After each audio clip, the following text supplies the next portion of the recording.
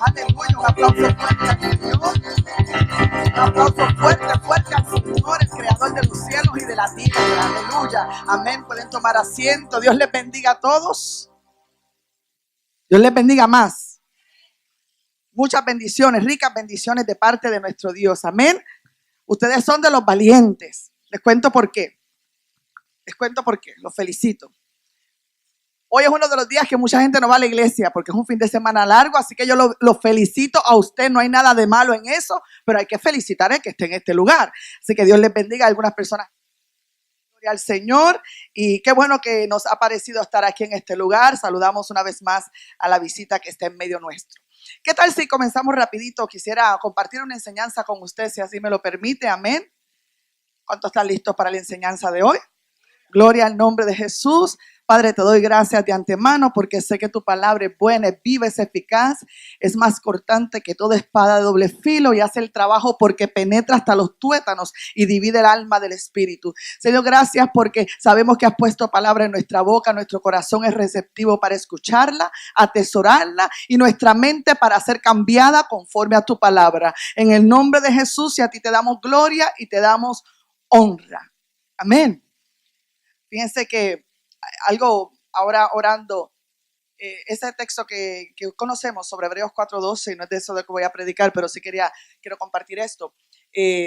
Cuando usted estudia ese verso Hebreos 4:11, que la palabra es viva y es eficaz, usted lo conoce, más cortante que espada de doble filo. Si usted lo estudia en diferentes versiones, nos gusta estudiar diferentes versiones para entender mejor la intención del Padre.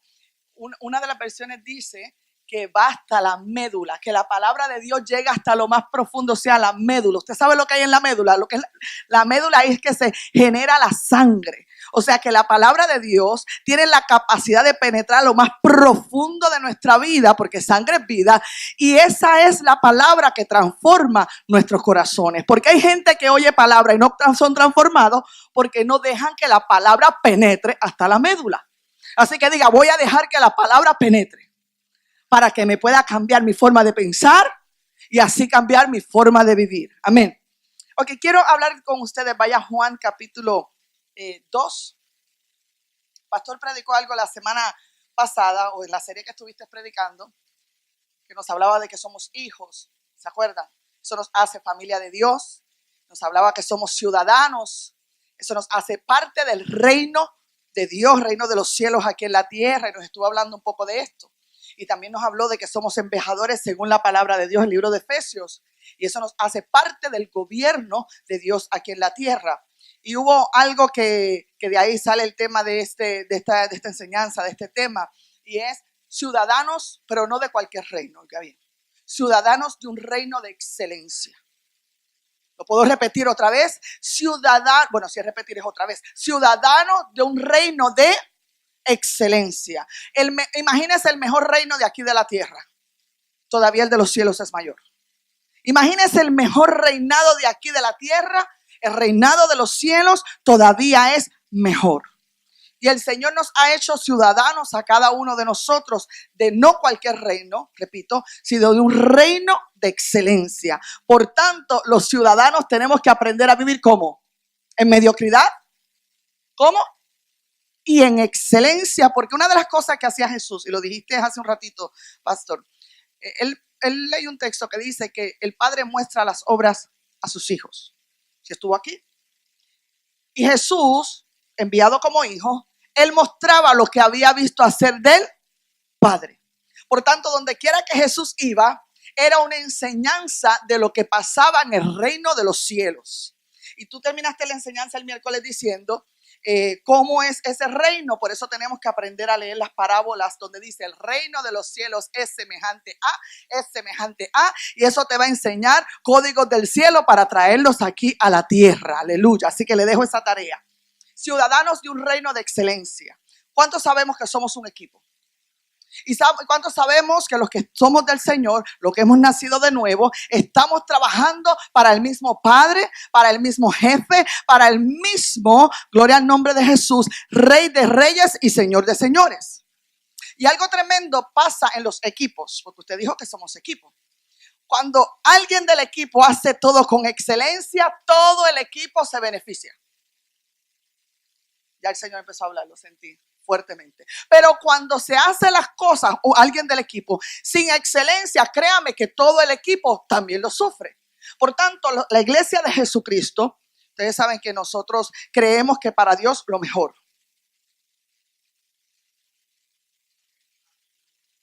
Yo le digo, yo puedo predicar sola, pero voy a predicar hoy con usted. Para Dios tenemos que aprender que nosotros somos llamados a traer aquí a la tierra lo que hemos visto hacer el Padre en los cielos. Porque el Padre nuestro, usted ve que desde Génesis todo lo que hacía era, y cómo nosotros nos vamos a conformar con algo menos bueno, si somos ciudadanos de ese mismo reino. En el libro de Juan usted va a ver algunos principios de excelencia, que Jesús, como venía a mostrar un reinado, venía y mostraba cosas un poco más profundas. Usted tiene como que escarbarlas un poquito para verlas, un poco más profundas de cosas del reino. Así yo quisiera compartirlo con usted. Esto lo podemos aplicar a nuestra vida espiritual, a nuestra familia, a nuestro trabajo, el que tiene empresa, a su empresa, porque son códigos del reino. Amén. ¿Está conmigo ahí? Juan, capítulo 2.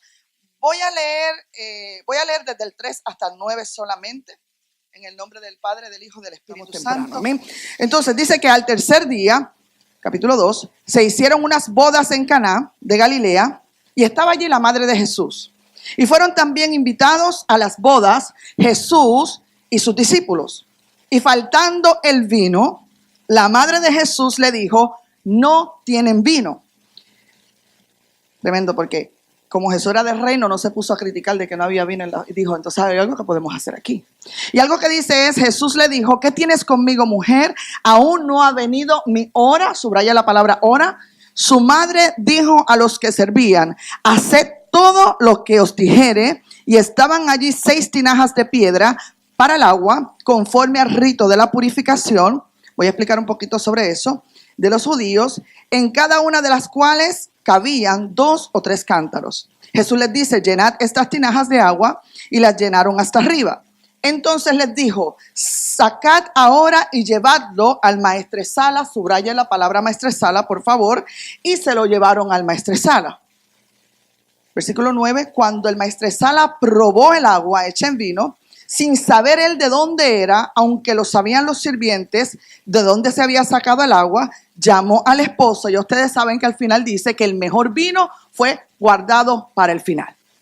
Vi aquí algunos principios de excelencia que yo quiero compartir con usted. Varios principios. Y quiero comenzar rapidito con el primer principio que vi. Y me lo encontré en el versículo 4, cuando dice que Jesús le dijo a su madre, ¿qué tienes conmigo, mujer? Aún no ha venido mi hora. Uno de los principios de excelencia es nosotros entender que todo se hace a su tiempo. Que todo se hace a su tiempo. Porque cuando usted ve esta versión, el pasaje en otra versión, la PDT, una de las cosas que dice que no ha llegado el momento, Jesús hablando, de que yo comience mi misión. Obviamente no estaba hablando de milagros, estaba hablando de ser revelado como el Hijo de Dios. O sea, Jesús esperó su tiempo. ¿Sabes que hay mucha gente que hacen cosas buenas pero fuera de tiempo? ¿Sabes que hay gente que con muy buena intención comienza y hace cosas que porque no es el tiempo correcto no suple el producto que quisieran tener? Ejemplo. Una de las cosas que yo fui viendo, texto que usted conoce, que Eclesiastés dice que hay un tiempo para todo y todo a su tiempo es bueno. Significa que cuando están las cosas fuera de tiempo, no son buenas. Pregunto, ¿casarse es bueno? ¿Pero que se casa a los 13 años? ¿Tener una empresa es bueno? ¿Pero que se adelanta a sus tiempos? Tener un ministerio es bueno, pero el que se adelanta a ese tiempo, pregúntele a Moisés, tampoco es bueno. Pero ¿sabes qué? Que atrasar los tiempos tampoco es bueno. atrasar los tiempos, porque hay veces que es el momento de Dios, que ya Dios ha hablado, que ya Dios ha dicho, pero por temor no nos los lanzamos al tiempo correcto. Entonces, uno de los principios que yo vi es que Jesús sabía cuándo era su tiempo y cuándo se iba a revelar como el Hijo de Dios. Pero eso no significaba que no iba a hacer nada mientras ese tiempo llegaba. Usted nunca ha escuchado a personas que dicen, no, yo estoy esperando el tiempo, pero no hacen nada mientras tanto. Aunque no había llegado su tiempo, Él hizo su primer milagro. No había llegado el tiempo de mostrarse a la humanidad como quien era, pero eso no significaba que no podía hacer nada en el reino. He escuchado personas que, hermano, mira, ¿nos puede ayudar a hacer eso? No, estoy orando, estoy esperando tiempo. No, entonces 20 años orando y esperando por tiempo y los tiempos han pasado y la persona no ha hecho nada. ¿Por qué? Porque no ha entendido que ya pasó su tiempo. Noté varias cositas y solamente estoy introduciendo un poquito el tema. Hay un texto en Gálatas que dice, solo lo voy a mencionar. En el libro de Gálatas hay un tiempo, el que lo está anotando 4:4, que dice que el Padre, cuando vino el cumplimiento del tiempo, fue que envió a su Hijo. Hasta el Padre esperó su tiempo. Y eso me llamó mucho la atención. Él dice, Gálatas 4:4, que cuando hubo el cumplimiento del tiempo, el Padre envía a su Hijo. Significaba que tenía la opción de enviarlo antes, después, pero lo envió en su correcto tiempo. ¿Hasta aquí está conmigo? El hijo, lo acaban de notar, a su madre le dijo, ¿sabes qué? Todavía no ha llegado mi tiempo. Reconocía lo que eran los kairos de Dios. Así que en el reino hay tiempos. ¿Y sabía usted que el Espíritu Santo también esperó su tiempo para manifestarse públicamente? Lo vemos desde Génesis, pero en el libro de Hechos nos dice que cuando llegó el día de Pentecostés, entonces se manifestó públicamente a todo el mundo. Padre, Hijo, Espíritu Santo han conocido, entendido tiempo. Los ciudadanos del reino tenemos que entender y conocer los tiempos. ¿Está aquí? ¿Está conmigo? Si nosotros queremos como ciudadanos del Señor aquí en la tierra hacer las cosas con excelencia, debemos aprender los kairos de Dios. Así como hay una tribu de Jacob, no de las tribus de Israel, que se llamaba de Isaacar, que el libro de Crónicas dice que esa tribu conocía no solamente los tiempos, sino qué hacer en cada uno de esos tiempos. Por tanto, la iglesia de Jesucristo, los ciudadanos del Señor, tenemos que conocer los tiempos que estamos viviendo. Tenemos que conocer los tiempos de activación. Tenemos que conocer, ni dejar que se nos adelanten los tiempos, pero hermanos, tampoco dejar que no se nos atrasen los tiempos de Dios. ¿Cuándo es el tiempo de hacer algo? Y vengo hoy muy práctica porque creo que las profundidades son necesarias, pero cómo vivir en la tierra es imprescindible. Entonces, cuando es el tiempo de hacer algo, cuando no es el tiempo de lanzarme, muchos pierden grandes oportunidades por no conocer cosas prácticas como esta. Miren esto, se le preguntó a un pastor, que lo hallé bastante jocoso. Se le preguntó a un pastor, ¿cuándo es la mejor edad para la gente casarse? Piense usted, un momentito. Solo piense. Yo tengo mi propia doctrina en cuanto a eso, o creencia en cuanto a eso. Pero este pastor, mire lo que dijo. Cuando estés dispuesto a trabajar para que alguien más descanse, a desvelarte para que alguien más duerma, a tener hambre para que alguien más coma, a morir para que alguien más viva, y después añadió a trabajar para que alguien más se gaste el dinero. ¿Y por qué digo esto? Porque nosotros creemos que mucha gente nos podemos adelantar a los tiempos, pero definitivamente estos son decisiones de toda una vida. Paréntesis, esto mayormente hay solteros aquí. Pero si ya usted no es soltero y se adelantó, le toca entonces aprender a vivir con el adelanto de Dios. Una de las cosas que yo pienso, basado en esta preguntita, ¿cuándo es el tiempo? Cuando uno tiene independencia espiritual. Ya mami no me tiene que llevar a la iglesia. Ya mami no me tiene que enseñar a orar. Ya mami no me levanta de la cobija para que ayune.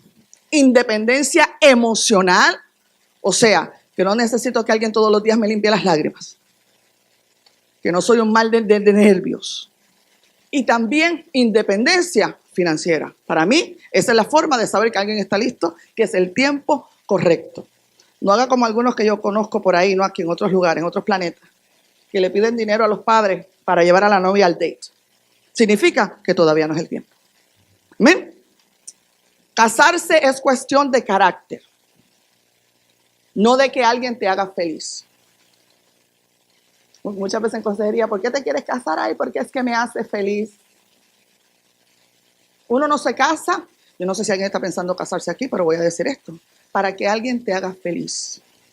Tú te casas, o el que se ha casado, o el que se va a casar, porque tú tienes para ofrecer para que poder compartir un proyecto de vida con esta persona. Porque yo creo que si yo no soy feliz, lo que voy a arruinar a otro. Porque si yo estoy diciendo, estoy esperando que alguien me haga feliz, estoy diciendo que yo no soy feliz. Imagínense dos infelices casándose. Pero un feliz con otro feliz casándose son un buen equipo. Aleluya. Amén. Entonces, hay hijos, ya pasé de matrimonio, hay hijos que se van de las casas antes de tiempo. Usted va por ejemplo, al área de Occidente y usted va a encontrar que casan niñitas a los 12 y a los 13 años. En su opinión, ¿eso es en tiempo? Pero usted va a encontrar también aquí algo bien particular en Occidente, aquí especialmente en Estados Unidos que nos ha tocado vivir. Y es que la mentalidad de esta ciudadanía es que no importa cuán listos estén los muchachos a los 18 años, oiga, se tienen que ir de las casas. ¿Sabía usted que la mayoría de los niños a los 17, 18 años no pueden cumplir esas 3 independencias que yo le dije? Entonces, tenemos que entender esto porque estamos criando, estamos en una ciudadanía diferente y tenemos que entender cuándo estamos independientes en estas áreas para poder tener proyectos de vida, mi gente. Tengamos cuidado los padres con alargar las etapas de los hijos. Usted dijo que todo tiene su tiempo y todo tiene su hora. ¿Usted sabe que sus hijos tienen etapas de desarrollo? ¿Lo sabía usted? Prométame que me van a amar cuando termine el mensaje, por favor. Pero es que yo los amo y quiero que aprendamos la excelencia del Señor. ¿Sí? Ámenme, créanme, ámenme, yo los amo a ustedes. Tengamos cuidado los padres con extender y alargar o retrasar el desarrollo de nuestros hijos, las etapas de desarrollo. Por ejemplo, conozco un caso particular en otro lugar, muy cercano a nosotros, muy cercano, de un adolescente que hasta años de adolescencia estuvo durmiendo con sus padres. No me lo contaron, lo vivimos, lo vimos. Espero que no haya nadie aquí. Y dormía con un peluchito con sus padres. Hoy en día ese ser humano es un adulto. Nunca se pudo enfrentar a la sociedad y sale de cárceles a cárceles porque nunca pudo enfrentar la independencia. Todo tiene su tiempo. No extendamos el tiempo o atrasemos el tiempo de desarrollo nosotros los padres de nuestros hijos. Hay una edad para independizarse y todo depende de la madurez de cada cual. El llamado al ministerio también tiene su tiempo. Hay personas aquí que tienen un llamado ministerial y nosotros quizás no se dan cuenta de lo que les estamos diciendo. Pero desde el principio, como entendemos que tienen un llamado ministerial, le estamos enseñando que los queremos y los amamos, pero va a llegar un momento que tienen que caminar a su ministerio. Porque entendemos, aleluya, que somos un instrumento, pero hay relaciones que en algún momento dejan de ser físicas, pero siempre son relaciones del alma. Entonces, para el ministerio, hay muchas personas que teniendo ministerio no entienden esto y alguien le dice a un profeta, así te dice el Señor, te llamo para el pastorado, venden todo sin saber en lo que se está metiendo, venden todo, dejan todo y empiezan a vivir y que por fe. A los 2 o 3 meses usted se da cuenta que es un pastor menos en la comunidad, porque no, quizás era un llamado de Dios, pero no esperaron su tiempo. Ya le dije que el Padre esperó su tiempo. El tiempo, ¿sabe que es una de las cosas que más difícil se nos hace administrar? Ahora no estoy hablando de cuando nos lanzamos, estoy hablando del factor de horas. Es una de las cosas que más difícil, además de la chequera, se nos hacen administrar. Porque hay personas que piensan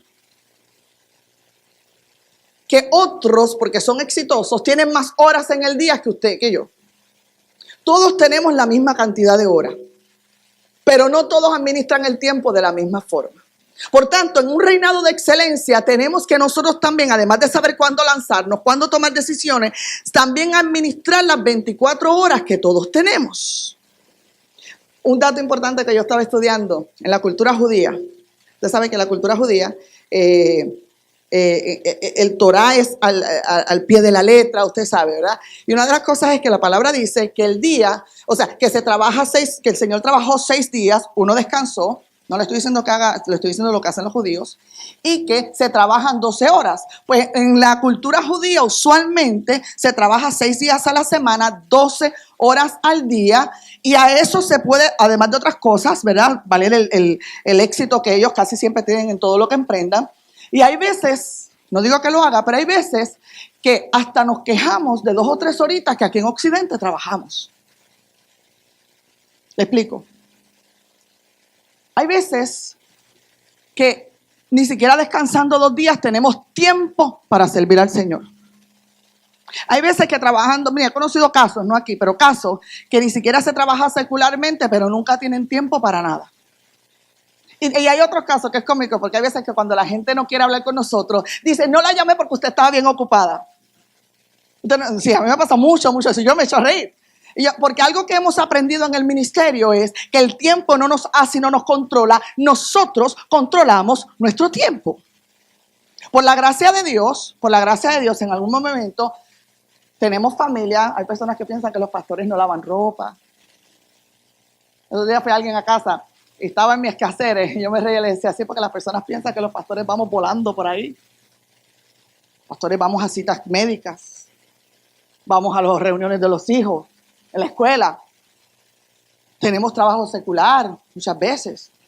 Tenemos un ministerio que es más que un full time. ¿Cómo unos pueden, y hablando entonces de gente también, empresarios, negociantes, cómo unos pueden o no? La diferencia es a la hora que nos levantamos todos. Ciudadanos del reino, me adelanté ahorita y lo dije, tienen que aprender a redimir el tiempo. Sé que ya dañé el mensaje, pero tolérenme porque es necesario, hermano. He conocido personas sin hijos, sin trabajo secular, con las casas un desastre, todo tirado y desparramado. Nunca van a la congregación porque no tienen tiempo. Nunca pueden hacer nada porque no tienen tiempo. Y uno se mira y dice, Dios mío, ¿dónde están las salas que tanto nos podemos redimir el tiempo? Hermano, el salmista decía, Señor, enséñame a contar mis días. Yo creo que como ciudadanos de un reino de los cielos, tenemos que aprender a contar nuestro día. La diferencia no es cuántas horas, es qué hacemos con las horas. Un día le dije a alguien, esto no es cuestión de cuántas horas, es cuántas horas pierdes, no inviertes, pierdes en las redes sociales. Esto no es cuántas horas, es cuántas horas pierdes haciendo cosas y por eso el tiempo no te da. La gente de excelencia, se ha preguntado a varios, una de las cosas que se dice es, se levantan temprano y usualmente se acuestan un poquito tarde. ¿Para qué? Para poder redimir el tiempo. Diga, voy a redimir el tiempo. Imagínate, a veces si las mujeres judías nos oyen a nosotras, porque una de las mayores quejas de nosotras las esposas es, ay, estás trabajando mucho, no tienes tiempo para mí, no tienes tiempo. Y yo imagino a las mujeres judías diciendo, ¿y entonces? Sí, porque una de las quejas mayormente de las mujeres en este lado, y no digo que esté mal, es parte de nuestra, ¿verdad?, de donde estamos viviendo. Pero entiendo yo que el sol sale para buenos y malos, para justos y para injustos, y tenemos que nosotros aprender cómo otros han llegado a donde creemos que nosotros vamos a llegar. ¿Cuántos dicen amén? Pregunto, ¿la vida se mide en años o en logros? ¿Están todos de acuerdo en logros? ¿Están todos de acuerdo? Claro que sí. La vida no se mide en los años que vivimos. Por eso Jesús con 33 años y medio fue suficiente. Y cuando usted ve como Jesús, yo me imaginaba, bueno, un día lo dijo, yo lo que veo hacer de mi padre, eso hago. Mi padre hasta ahora trabaja y yo sigo trabajando. Y una de las cosas que tú ves a Jesús extendiendo el reino de los cielos era que no pasaba tiempo de descanso, pero sabía utilizar muy bien su tiempo. Aleluya. Tenemos que aprender a redimir el tiempo. ¿Sabe que el descanso es necesario? No piense que descansar es vaguear. Descansar es necesario cuando usted está cansado. O sea, cuando hace algo para cansarse. no descansa del descanso, sino gente que están ocupados haciendo algo, pues sabes que en un momento tienen que aprender a redimir el tiempo también descansando. ¿Vieron los dos extremos? Ya le dije lo primero, tenemos que entender el tiempo. Pídanle, ¿cuántos se atreven a pedirle al Señor en su oración? Señor, enséñame a redimir mi tiempo. Quiero que seamos honestos. ¿Cuántos pueden decir que excelentemente han utilizado su tiempo? Creo que todos podemos aprender un poquito más de Jesús, cómo se puede redimir un tiempo. Amén. Tiempo de familia es necesario. Tiempo de matrimonio es necesario. Tiempo con los hijos. Tiempo para congregarse. Tiempo para meditar. Yo me formé en los tiempos, ay Dios santo, que se decía que los pastores eran pastores orquestas. Usted nunca ha escuchado esa expresión. Los pastores eran de todo. Miren bien el fenómeno que había. Gracias a Dios, Dios nos ha estado en estas décadas trayendo revelación de cómo realmente aplicar esto a nuestro entorno. Entonces, si alguien destornudaba, ahí estaba el pastor. Si no había baterista, ahí estaba el pastor. El sonidista era el pastor. El que limpiaba los cuartos era el pastor. Todos eran los pastores. Y algo que pasaba era que había un síndrome de hiperfatiga espiritual y física a los pastores. Muchos pastores con problemas de colesterol. Muchos pastores con un montón de situaciones. Entonces si se enfermaba alguien, ahí tenía que correr el pastor. Y un día nosotros, cuando estábamos empezando, decíamos, Dios mío, pero tiene que haber otra forma. Dios, tiene que, como que tenía que haber, porque algo pasaba que casi ni dormíamos. Y empezamos a ver cosas de estas que Jesús nos enseñaba. Una de las cosas que yo empecé a notar era que los enfermos venían a Jesús. Pero la suegra de Pedro, él fue a visitar a Pedro y se encontró con el enfermo. La palabra dice que traen los enfermos a los ancianos y ahí se ungen, se oran para que ellos puedan tener sanidad. No hay nada de malo en visitar un enfermo. Lo que está de malo es descuidar la oración y la palabra por estar del enfermo en enfermo. Y entonces una de las cosas que pasaba era que la gente que más se visitaba eran los menos que venían a la iglesia. ¿Por qué? Porque había pastor a domicilio. Entonces empecé a entender cómo Jesús traía el reino y algo que hacía era, le enseñaba a la gente responsabilidad. Le enseñaba a la gente a tomar su cruz y caminar. Le enseñaba a la gente orden y estructura del reino. Por eso él decía, venid a mí. No piense que era que el Señor era creído. Era que él era uno y los pobres eran muchos, los enfermos eran muchos y él tenía que terminar su misión. Por eso Jesús nunca se desgastó. Todo tiene su tiempo y todo tiene su hora. Voy avanzando al punto 2, en Ciudadanos de Excelencia. Lo veo en el versículo 5. Su madre le dice a los que servían, volviendo a Juan, su madre le dijo a los que servían, haced todo lo que él os diga. Usted sabe, no hubo vino. La mamá le dice, Señor, se acabó el vino. Obviamente la mamá había visto a Jesús haciendo milagros en su casa, si no, no hace eso. Y ya entonces le dice a los demás, hagan todo lo que él diga. Punto 2, necesario para la excelencia es tener a alguien que nos diga cómo hacer las cosas. Tener a alguien que nos diga, todos necesitamos a alguien que nos diga, o algún experto en algún área. Algún experto, alguien que sepa hacer cosas que tú y yo no sabemos hacer y nosotros saber escuchar la experiencia de ese alguien. Aprender a escuchar expertos.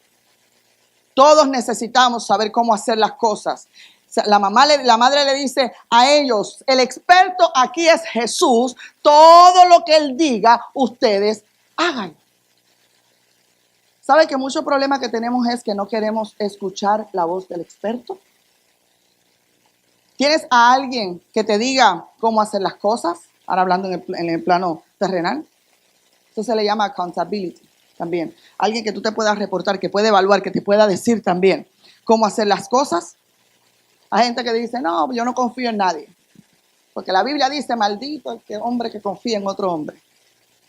Pero siempre digo, cuando tiene un dolor de muela, no se saca la muela solo.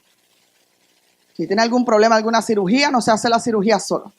Todos necesitamos reconocer que hay expertos que Dios tiene en diferentes áreas para enseñarnos a caminar con excelencia. Si vas a hacer una casa, no pienses en el sueño que tuviste, porque hay códigos y cosas que solo un arquitecto va a saber. Necesitamos a ese experto. No haga como algunas personas que van a donde el médico. ¿Quién es el experto en medicina? ¿El médico o el paciente? Y le dice al médico hasta qué le tiene que recetar. Conocí una vez en Puerto Rico a alguien que iba al médico y mira, la verdad, era familiar mío, tenía al médico hasta aquí. Se sentaba, no, les prometo, no era yo. No me miraron, no era yo. Era alguien muy cercano. Y entonces le decía al médico los síntomas, cuál es la receta, lo que iba a hacer y lo que no iba a hacer. Al final el médico dijo, ¿sabes qué? Tienes que buscarte otro médico. Como tú estudiaste, como tú tienes el certificado y la experiencia, bueno, recétate tú. Si tú llevamos un médico, es reconociendo cualquier aflicción del cuerpo. Tú podrás tener y conocer tu cuerpo, pero para algo has sido capacitado. En el mundo espiritual es exactamente lo mismo. Nuestro médico por excelencia tiene médicos en la tierra, autoridades que pueden interpretar recetas para darnos la receta, pero vamos entonces a decirle, sea un pastor o un consejero, lo que fuese. Me encanta si yo pudiera grabar las consejerías para que usted las escuchara. Bueno, esto es una cosa cómica, por no decir trágica. Vienen a buscar un consejo, pero no quieren el consejo. Vienen a buscar qué es lo que Dios me quiere decir con cualquier problema. No, pero es que yo aprendí a hacerlo así. Bueno, pues por eso es que estás así. Tenemos que aprender en excelencia que Dios tiene expertos y tenemos que tener la oportunidad en áreas, ¿verdad? Y tenemos que tener la humildad de corazón de reconocer que no lo sabemos todo, que todos necesitamos a alguien, que tenemos que reconocer debilidades para nosotros poder fortalecernos con otros. ¿Cuántos decimos amén? ¿Tienes gente experta en áreas en tu vida? ¿Cómo vas con problemas de matrimonio a ir donde alguien que no cree en el matrimonio? ¿Cómo vas en un problema espiritual, una debilidad espiritual, quizás esos momentos de sequía que todos pasamos, y vas a ir donde tu ex amigo de la rumba a preguntarle un consejo? Todos necesitan, yo siempre le digo a la gente, busca oración en gente de testimonio, no busca oración en la chismosa de la iglesia, busquen un experto de oración, alguien que haya fruto para entonces tú venir a buscar un consejo. En el matrimonio, esto es un ministerio de familia, mi gente. Vamos a escuchar la palabra matrimonio siempre. En el matrimonio, ¿sabes que Dios nos dota? Hay veces que el pastor es mi experto, porque yo conozco debilidades que en él son fortaleza. Pero si no, aquí se hacen las cosas porque siempre mami me enseñó a hacerlas así. Pero, por el otro lado, marido, ámeme. Hay veces que Dios dota a tu esposa como ayuda idónea para ser experta en áreas que tú no puedes ver. ¿Le puedo hacer una pregunta? ¿Se les hace difícil a los esposos recibir consejos de las esposas? No, en serio, esto es, no. ¿Por qué? Analícelo. Ay, yo tengo deseos de bajarme, usted sabe cuando yo me bajo ya. Ay, sí. No, en serio, piense por qué. ¿Por qué? Porque yo soy macho man. No, nosotros. Yo le voy a dar ejemplos. ¿Por qué se hace tan difícil? ¿Y sabes qué? Que eso es parte de un diseño de Dios de reino. Que no es cuestión de quién tenga mayor autoridad, es en que en ese momento Dios dota de unción con una palabra de sabiduría. Mire, hay veces, tremendo, hay veces que mi hija mayor, la 25, yo voy donde ella porque he reconocido la unción de sabiduría que tiene. Los otros días en esta semana fui, y voy ya contigo, pastor, fui y hubo una situación y la llamé. Y dije, yo quiero saber, no como tu mamá, quiero saber si en tu opinión yo obré bien. Y me dio el punto de vista espiritual. Yo soy su mamá, le puedo dar todavía 2 buenas nalgadas. Soy su pastora, la puedo destituir. No, yo no soy así. Pero para la excelencia, tú me necesitas a mí y yo te necesito a ti.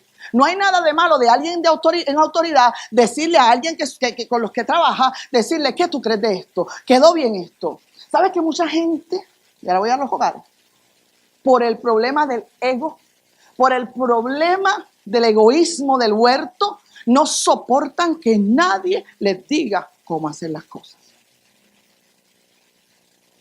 Esto fue tremendo porque cuando a mí me llamó Dios a pastorear, me llamó a pastorear acá.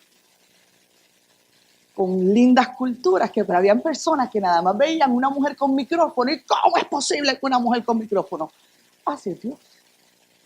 Esto no es cuestión de quien uno quiere. Esto es cuestión de con quien Dios tiene misericordia. Esposos, aprendan a escuchar la sabiduría que Dios le da a sus esposas. Esposas, no brinquen cada vez que su esposo le diga algo, porque Dios también los dota a ellos de sabiduría eterna. En el temor a Dios. Yo le voy a hacer un paréntesis con toda la autorización del pastor, porque lo conozco y sabemos que pensamos igual. La sujeción es en el temor de Dios. Fuera del temor de Dios no existe sujeción. Por tanto, si un hombre entiende que esto es importante, lo primero que tiene que hacer es modelar a Dios. Y ahí se le quitan los problemas de insujeción a su esposa. Y la mujer entiende que en el reino la iglesia está sujeta al Señor y aprende el valor de sujeción. Pero Dios nos dota a ambos en diferentes lugares. Por ejemplo, usted sabe que yo soy un poquito medio velocidad, ¿verdad? Y el pastor no. Para muchas cosas yo necesito el consejo para que él me calme. Porque a veces creo que me puedo comer el mundo. Y se me olvida que soy humano. Para otras cosas, él necesita que yo lo acelere. Entonces somos un equipo donde reconocemos que necesitamos expertos en cualquier área para nosotros poder caminar con excelencia. Dígame. Pero también debemos convertirnos en expertos, mi gente. Algo. ¿Qué sabes hacer? Nada. ¿Nunca he escuchado eso? Me pongo hasta blanca de ojos verdes cada vez que escucho eso. Porque es que Dios no hace porquería. Algo, mire hermano, algo. Tenemos que ser expertos en algo. El que limpia casa, que sea el mejor limpiador de casa. El que predique lo mejor. El que tenga no sé qué, el que recorte la grama, que sea el mejor. Aprendamos a ser expertos. Ay, que nadie busca mis consejos. Porque no te has mostrado como experto. ¿Sigo? Negociante. Lo voy a decir. No insistas en tener malos empleadores en tu empresa.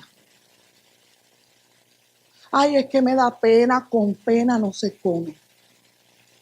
La gracia es para todo, el gobierno no. Hermanos, miren, uno de los problemas a veces de la iglesia, especialmente hispana, es decidir con el corazón. El que tiene empresa tiene que entender lo que le ha costado su empresa. A ningún empleado le ha costado lo que te ha costado a ti. Piensa en tus primeros años. Piensa en todo lo que lloraste, lo que fuese. Entonces, si tú insistes en tener malos empleadores, ¿qué tú crees que le va a pasar a tu empresa? ¿Ah? Al tiempo se va a qué. Entonces, uno de los problemas del reino es que hay gente que quizás no cualifican para esta misión, quizás pueden cualificar para otra, pero quizás, por ejemplo, a mí usted no me contrate para cortar grama. Tengo un buen pintor en casa, pero él sabe que como pintora soy un desastre. Me contrata como pintora, ¿qué usted cree que va a pasar? Por tanto, me acuerdo cuando vinimos aquí a hacer esto acá, la gloria del Señor, gracias al Señor por todo esto. Sí, el diseño vino de acá, de la oficina, está bien, pero no se crea que yo supe poner un clavo aquí, porque confiamos en gente con experiencia, en expertos para que hicieran un buen trabajo. Está bien que otros hagan las cosas mejor que tú. ¿Cuál es el problema? ¿Sabes que hay gente que no contratan buenos empleados porque les va a quitar el puesto? Excuse me. Jesús dijo, mayores cosas que estas ustedes harán. Si tú sabes quién tú eres, tú vas a aprender a discernir gente buena para lo que tú necesitas y tú los vas a ubicar, pero siempre el dueño vas a ser tú. Voy a tratar de sazonar o ablandar esto que tengo aquí que anoté. Porque esto es los negociaciones. Si tienes gente que todos los meses te está dando problemas, conoce un caso, 4 veces creo que era, votaban a la misma persona y la volvían a contratar. hacer las mismas cosas para traer los mismos resultados.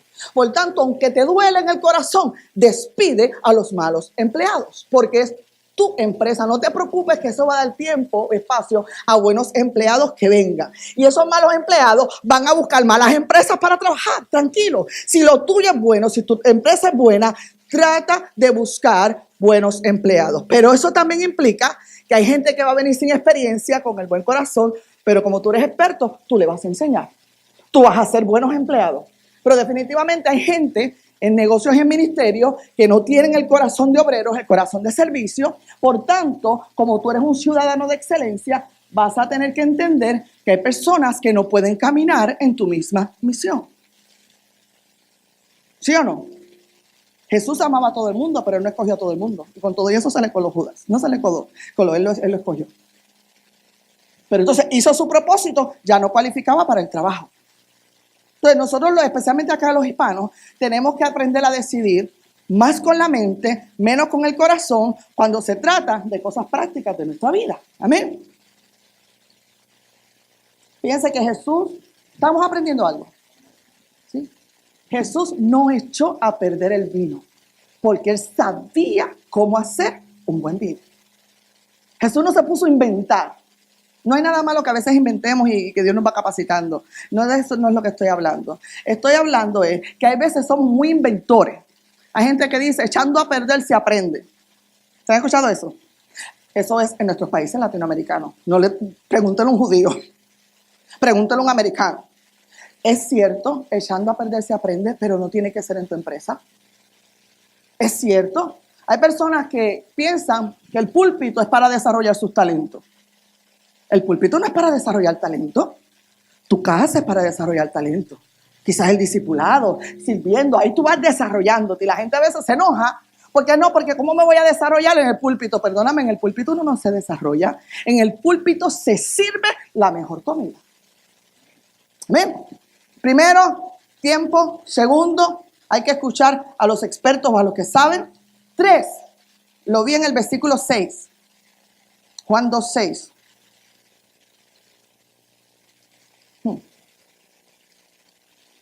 Todo lo que Jesús hacía era en excelencia, hermano. Y todo era mostrando principios de reino. Miren el 6. Habían allí 6 tinajas o jarrones. Habían allí 6 tinajas de piedra puestas para ser usadas en el ritual o en el rito de la purificación de los judíos. En cada una cabían 2 o 3 cántaros. Jesús les dijo, llenad de agua las tinajas, y las llenaron hasta el borde. Les explico. Estas tinajas estaban en el medio de la casa cuando tú llegabas. Y estas tinajas se le llamaban las tinajas o el agua de la purificación, y era necesario para muchas áreas. No solamente era que de ahí se sacaba el agua para lavar los pies de cuando llegaba alguien a una casa, porque las carreteras era todo polvoriento, sino, ustedes sabían que había algunas leyes de purificación. Por ejemplo, si la mujer estaba en su tiempo de periodo menstrual, se le declaraba en aquel tiempo inmunda.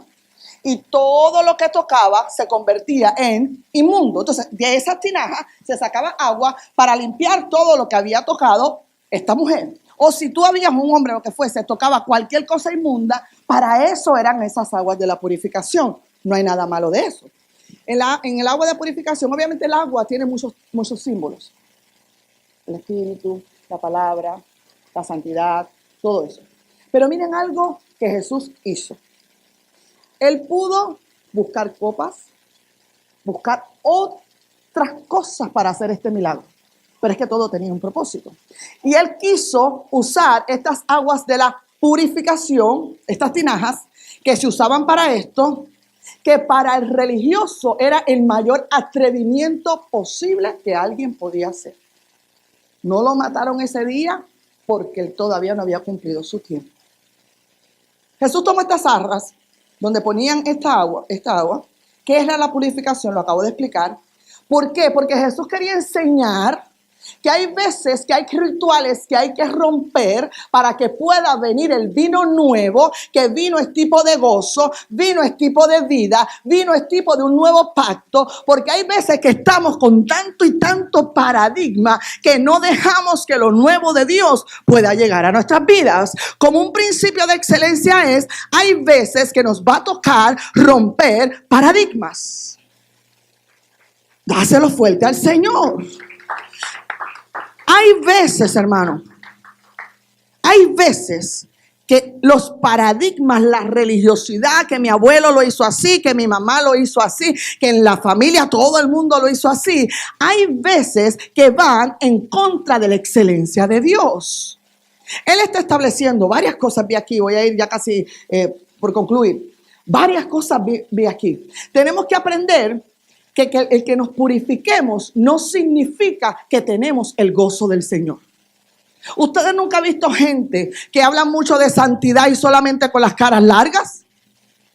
Oiga bien, algo que yo notaba de Jesús, como Él era el gozo caminante, lo invitaban a bodas, lo invitaban a comer con los publicanos. La gente se acercaba a Jesús porque Él emanaba un gozo y una vida nueva. La gente se acercará a usted, a mí. Cuando Jesús llegaba, la gente se aglomeraba, la gente quería de lo que Él daba. Porque una de las cosas que tú ves en la vida de Jesús era que Él no era aburrido, se gozaba en las fiestas, rompía paradigmas conforme al propósito que establecía y les mostraba a todo el mundo una forma de vida nueva. Vino nuevo es una vida nueva. Por eso la Biblia dice, el gozo del Señor es mi fortaleza. Debemos aprender a tener el gozo del Señor. Eso es también lo que implica este vino. Por eso usted ve que el vino fue hasta al final. Porque al final, porque el gozo debe ser gradual en la vida de los cristianos. ¿Vives una vida aburrida espiritual? Te falta el vino nuevo. Quizás has aprendido a servir, quizás has aprendido a ir a la iglesia todos los días, te has aprendido a purificarte, pero te falta aprender a gozarte en el Señor.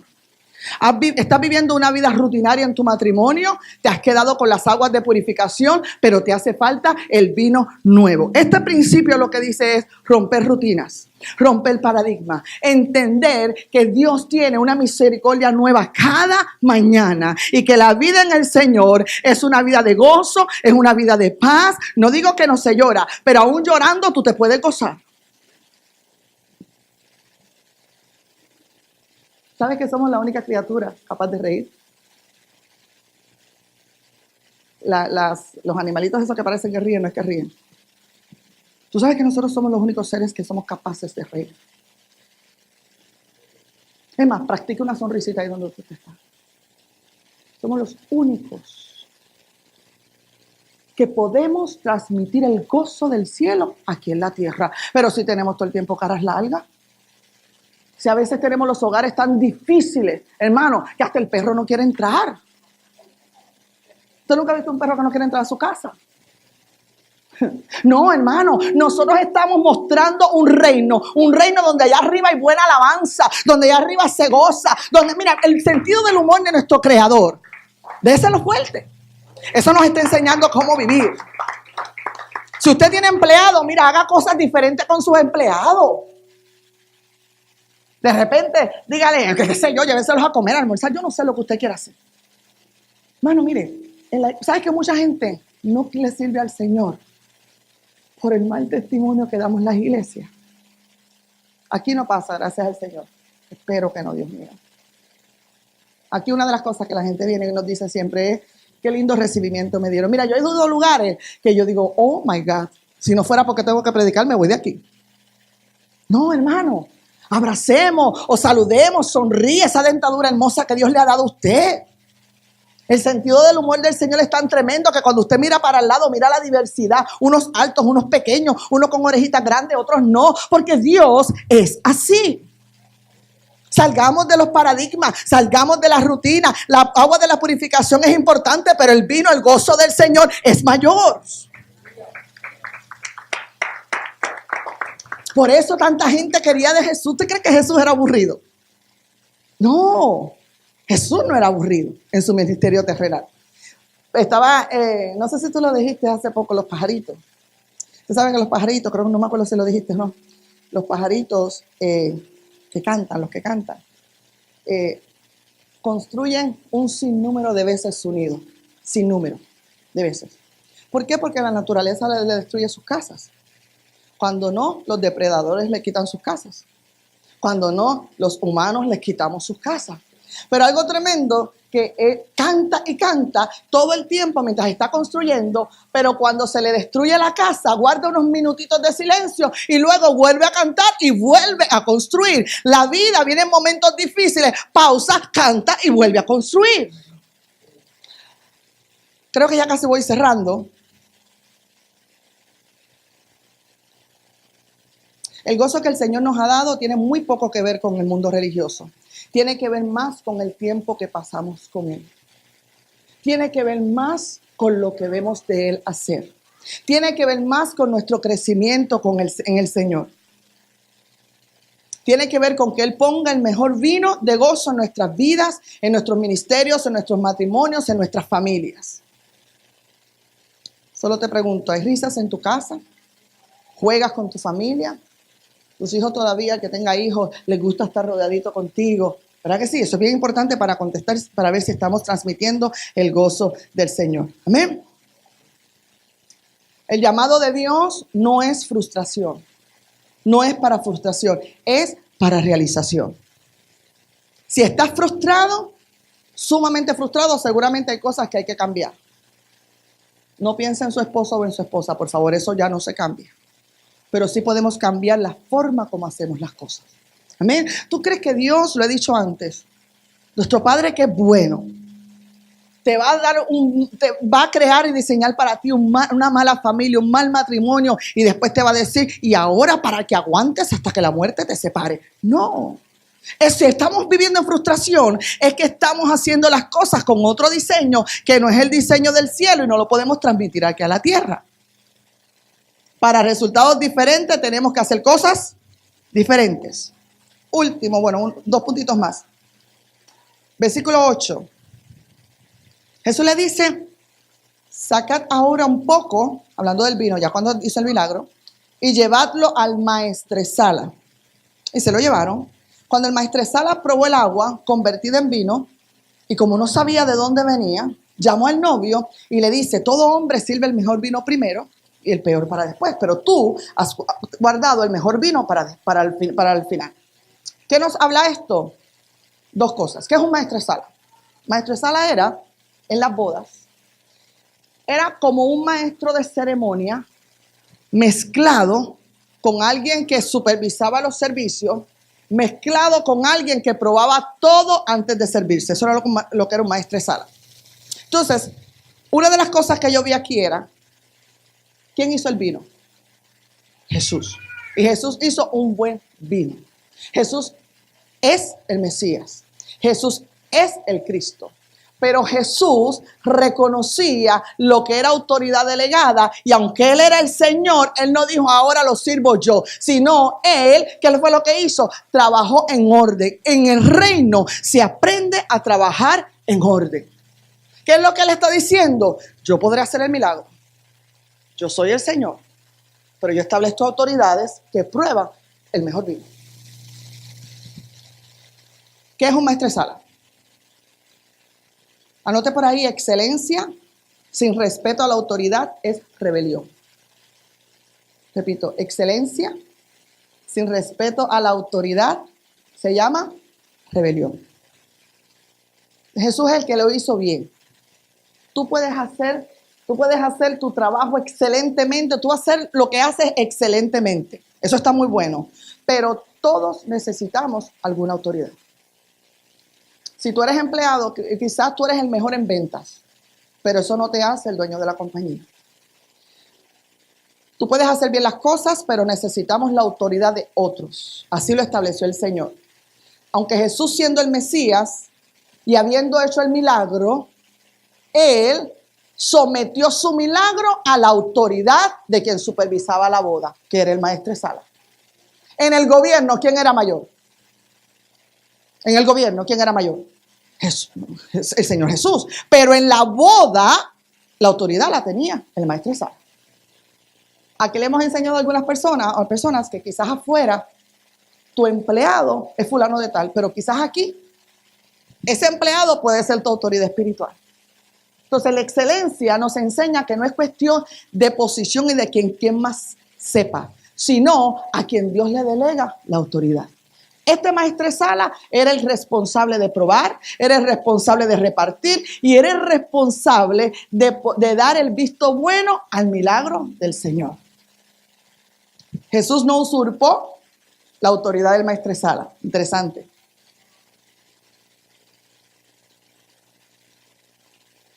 Jesús no tenía problemas en caminar en humildad y reconocer que en el reino, por eso él decía, en el reino que no sea así. En el reino el mayor aprende a servir. Jesús no le molestaba que otros hagan cosas mayores, lo dijo. De hecho, Jesús espera que tú y yo hagamos cosas mayores. Mayores cosas que estas ustedes harán. Eso no le quita que Él sea el Señor. ¿Por qué a veces se nos hace tan difícil el nosotros poder hacer eso mismo que hace Jesús? O sea, que otros puedan tener la autoridad, aunque quizás tú sepas hacer las cosas mejor. No importa cuán bien hagas las cosas, el Señor Jesús es el Señor. No importa cuántos milagros hagas, sujetémonos en amor. No hay excelencia si no hay orden. Jesús no podía llegar aquí, no, aquí soy el Señor y aquí se hace como a mí me da la gana. No. Jesús mostró que en el reino hay orden, que en el reino hay autoridades delegadas. Con eso que les estoy explicando.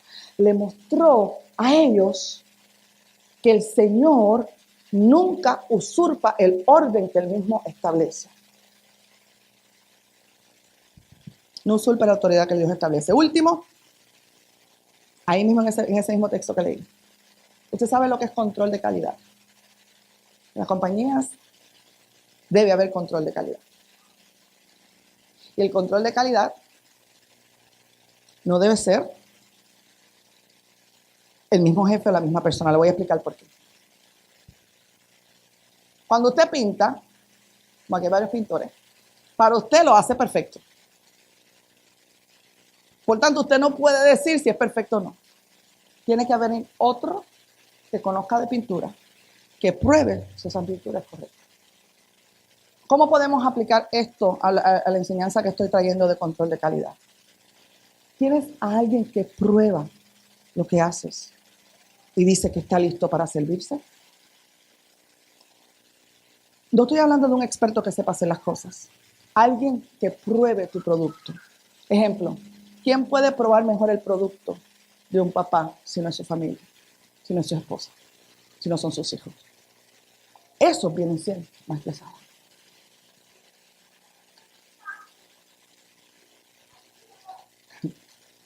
Está alabando a Dios aquí.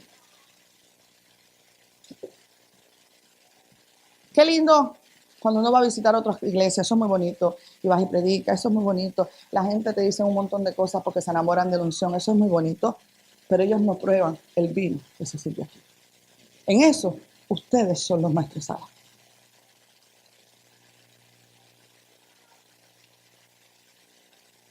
Y ya podemos ir, ayudamiento subiendo, por favor. ¿Tienes a alguien que controla tu calidad de lo que haces? ¿O no permites que nadie entre y diga, esto se debe mejorar de esta forma? Esto lo podríamos hacer así. O alguien que te diga, ¿sabes qué? Esto que dijiste no lo debiste haber dicho. Nosotros aplicamos eso como pastores. Una de las primeras cosas que yo hago cuando bajo del altar y después en el carro, le pregunto cómo estuvo todo cuando predico. No porque, ¿sabes por qué? Porque Él está probando mi producto. Tú sabes que hay gente que no soporta que alguien les diga tienes que mejorar esto. Pues no estás transmitiendo un reino de excelencia. Todos necesitamos un maestresala. Este maestresala probó y dijo, esto es bueno, ahora sírvanlo. En las compañías casi siempre se tienen un departamento aparte o se contratan gente objetiva que pueden venir, probar el producto y decir, esto no fue, no sirve. Entonces, todos de alguna forma somos maestresala de alguien aquí. Tenemos que aprender que nos necesitamos. Tenemos que aprender a pedir consejos a otros. Tenemos que aprender, hermano. Yo digo que los mejores maestresales están en su casa, allá adentro. ¿Sí o no? ¿Usted está aquí conmigo o se perdió? Si tienes empleados, escucha a tus empleados. Ellos te van a decir, este precio está muy alto. Ellos te van a decir, la clienta no volvió. O sea, en esto de excelencia es tan tremendo que nos tenemos que aprender a necesitar los unos de los otros. Lo peor que podemos tener en una mesa es gente que piensan y a todo te digan amén. Mire, yo en mis reuniones no me gusta que todo amén. A veces les digo a la gente, ven acá, te tengo ahí porque es que yo quiero escuchar tu opinión. Lo que estoy diciendo es, ¿has probado el producto? Eso no me hace menos mujer. Eso no me hace menos pastora. Eso me hace solamente una mujer que ha entendido que nos necesitamos unos con otros. Hijos, escuchen a sus padres que son los maestresados.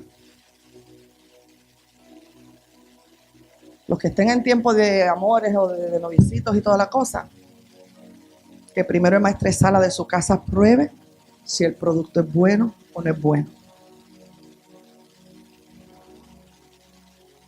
Son sus padres. Manden ese novio al maestresala. Porque el maestresala va a ver cosas que tú no vas a ver. Maestresala, como tiene experiencia con buenos vinos o con malos vinos, va a decir, te parece oveja, pero no es una ovejita. O te va a decir, ¿sabes qué? Probé el vino y el vino es muy bueno. ¿Sabes qué? Repártelo. Si tienes un ministerio, que primero lo pruebe tu pastor. No busques un pastor de afuera que no conoce el rebaño. Los que conocemos el rebaño somos los que lo vemos diariamente. Hay veces que hay ovejas de otras congregaciones que nos llaman a nosotros y los ubicamos y le decimos, tu pastor conoce el estado de tu rebaño. Aquí me vienes con un cuento hermoso, para allá tu pastor sabe quién tú eres. Porque ese es el maestresala. Si sientes que ya es el tiempo de comenzar tu ministerio, que tu pastor lo pruebe y te diga, ¿sabes qué? Dale. Para cada área de nuestra vida, Jesús lo que mostró fueron muchas cosas. Ahí podemos quedarnos varias semanas, pero yo creo que está bueno por ya. Excelencia, todo tiene su tiempo. En el reino nos muestra que hay gente que se hacen expertos en áreas y nosotros los necesitamos. Necesitamos la humildad para reconocerlo. También que en el reino de los cielos lo que también se ha mostrado es que necesitamos gente que nos diga, esto quedó bien, pero está bien que nos diga, no nos quedó tan bien. Está bien, it's okay. Que en el reino necesitamos gente que pruebe las cosas y son los que Dios les da autoridad. No importa la posición que tengamos. Por supuesto que en el cielo el maestresala no tenía la autoridad del Señor, pero en la boda Él le delegó esa autoridad. ¿Eso qué? Así que mi oración es que cada vez más seamos ciudadanos de un reino de excelencia, que para Dios lo mejor, que aprendamos de Jesús tantas cosas que nos enseñaba implícitas en cada uno de sus pasos que daba aquí en la tierra, y que pongamos todo lo mejor de nosotros. Excelencia no es la comparación mía con Marta. La excelencia es lo mejor que yo puedo dar. Mi mejor tiempo. Eso implica puntualidad. Eso implica saber esos kairos de Dios. Ser los mejores discípulos del Señor conlleva horas. Para que esa palabra llegue y rompa los tuétanos o llegue a la médula, tenemos que estudiar, ser estudiantes de la palabra de Dios. Si no, mire hermano, la palabra de Dios hace esto por encima. Desde aquí es fácil saber a quién la palabra de Dios le hace así por encima. Está en ti y en mí que dejemos que penetre la palabra de Dios.